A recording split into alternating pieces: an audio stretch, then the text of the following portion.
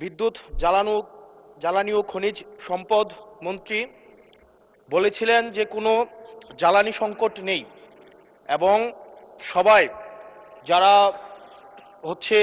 তেল সংগ্রহ করতে যাচ্ছে তারা যথাযথভাবে তাদের সেবাটি তারা সেবা স্থান থেকে পাচ্ছে। কিন্তু মাননীয় স্পিকার, আমরা দেখতে পাচ্ছি গ্র্যাজুয়ালি পাম্পগুলো বন্ধ হয়ে যাচ্ছে। আজকে সিলেটের পাম্প বন্ধ হয়ে গিয়েছে।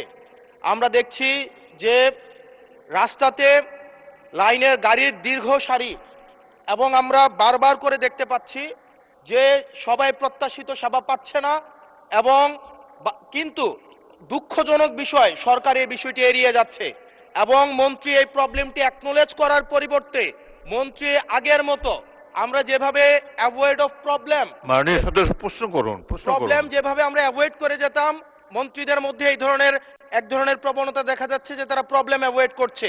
আমার মন্ত্রী মহোদয়ের কাছে প্রশ্ন, উনি কি দেখতে পাচ্ছেন না যে গাড়ির দীর্ঘ সারি এবং গ্র্যাজুয়ালি যে পাম্পগুলো বন্ধ হয়ে যাচ্ছে, সেবা কার্যক্রম বিঘ্নিত হচ্ছে, স্কুল বন্ধ হয়ে যাচ্ছে? সেই জায়গাতে উনি কবে নাগাদ এই সমস্যাগুলোর যথাযথভাবে উনি সমাধান দিবে এবং উনি প্রবলেমটি অ্যাকনোলেজ করবেন কিনা? ধন্যবাদ মাননীয় স্পিকার। মাননীয় মন্ত্রী।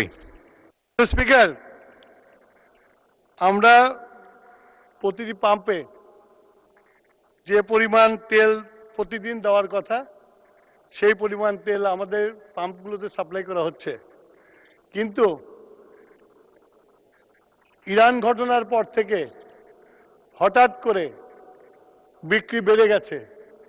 বিক্রি বাড়া যাওয়ার ফলে যে পেট্রোল পাম্পে যে পরিমাণে তেল দিতাম একদিন দেড় দিন লাগতো বিক্রি করতে, এখন 2 ঘন্টায় শেষ হয়ে যায়। সেই জন্য আপনার মানুষের যে প্যানিক বাইংটা শুরু হয়েছে, লাইন দেখা যায় কিন্তু পেট্রোল সাপ্লাই হয় না, এটা ঠিক না। পেট্রোল প্রতিদিন সাপ্লাই করা হয়।